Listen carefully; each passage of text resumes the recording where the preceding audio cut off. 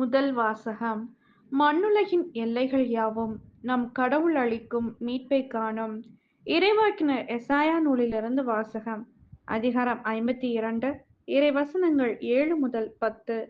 நற்செய்தியை அறிவிக்கவும், நல்வாழ்வை பலப்படுத்தவும், நலம் தரும் செய்தியை உரைக்கவும், விடுதலையை பறைசாற்றவும், சீயோனை நோக்கி உன் கடவுள் அரசாளுகின்றார் என்று கூறவும், வருவோனின் பாதங்கள் மலைகள் மேல் எத்துணை அழகாயிருக்கின்றன. இதோ உன் சாம காவலர் குரல் எழுப்புகின்றனர். அவர்கள் அக்களித்து ஒருங்கே ஆரவாரம் செய்கின்றனர். ஆண்டவர் சீயோனுக்கு திரும்பி வருவதை அவர்கள் தம் கண்களாலேயே காண்பர்.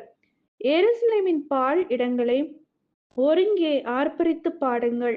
ஆண்டவர் தம் மக்களுக்கு ஆறுதல் அளித்துள்ளார். எருசலேமுக்கு மீட்பு வழங்கியுள்ளார். பிற இனத்தார் அனைவரின் கண்களும் காண ஆண்டவர் தம் தூய புயத்தினை திறந்து காட்டியுள்ளார். மண்ணுலகின் எல்லைகள் யாவும் நம் கடவுள் அளிக்கும் மீட்பைக் காணும். இது ஆண்டவரின் அருள்வாக்கு. இறைவா உமக்கு நன்றி. இரண்டாம் வாசகம். திருத்தூதர்களை அடித்தளமாக கொண்டு அமைக்கப்பட்ட கட்டடமாய் இருக்கிறீர்கள். திருத்தூதர் பவுல் எபேசியருக்கு எழுதிய திருமுகத்திலிருந்து வாசகம். அதிகாரம் 2, இறைவசனங்கள் 19 முதல் 22.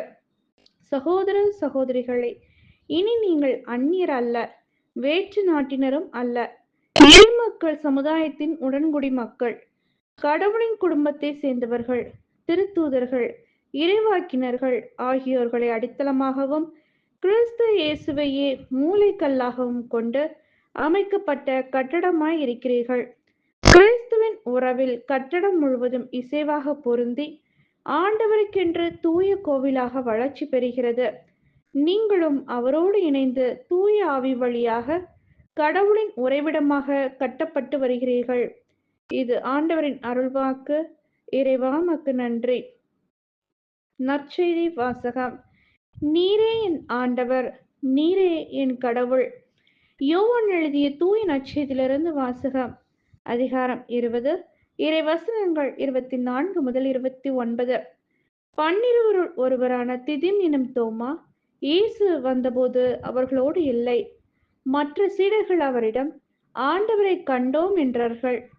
தோமா அவர்களிடம், அவருடைய கைகளில் ஆணிகளால் ஏற்பட்ட தழும்பை பார்த்து அதில் என் விரலை இட்டு அவர் விலாவில் என் கையை இட்டாலன்றி நான் நம்ப மாட்டேன் என்றார்.